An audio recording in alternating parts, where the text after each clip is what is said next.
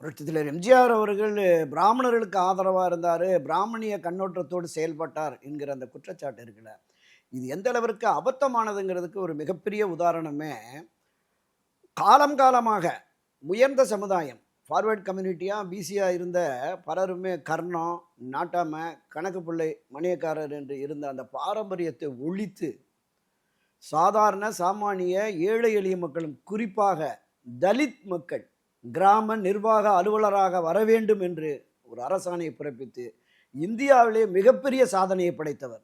கிட்டத்தட்ட 1600க்கும் மேற்பட்ட Dalit SC ST சமுதாயத்தினர் கிராம நிர்வாக அலுவலராக வந்தார்கள் என்பது வரலாற்று பதிவு. ஓகே. இன்னொன்றும் பதிவு பண்றாங்க. என்ன சொல்றாங்கன்னா, இந்த பிராமணர்கள் சொல்லி தான், மணியன், உதயமூர்த்தி மாதிரி ஆட்கள் சொல்லி தான் அவர் இந்த வருமான வரம்பு அடிப்படையில் ஒதுக்கீடு கொடுத்தாரு, இடஒதுக்கீடு கொடுத்தாரு. மிகவும் பிற்படுத்தப்பட்ட சமுதாயத்தை சேர்ந்த வசதி மிக்கவர்கள் தான் எல்லா ஒதுக்கீடையும் பல இடங்கள்ல அவங்க அனுபவிக்கிறாங்க. அந்த 9000ங்கிற அந்த பொருளாதார உச்ச வரம்பை 9000 உச்சவரம்பு நியமிச்சோம்னா அதுல இருக்கிற அந்த பிற்படுத்தப்பட்ட சமுதாயத்திலேயே வசதி படைத்தவர்கள் இல்லாம அடுத்தடுத்து இந்த வருமான வரம்புன்னு வர்றபோது அவங்களுக்கு நிச்சயமா பலன் கிடைக்கும் என்கிற அடிப்படையில தான் கொண்டு வந்தாரு. அதுக்கு ஒரு கண்மூடித்தனமான எதிர்ப்பு வந்த உடனே எப்பவுமே அவர் புரட்சியாளர் எம்ஜிஆர் அப்படிதான் பண்ணுவார்.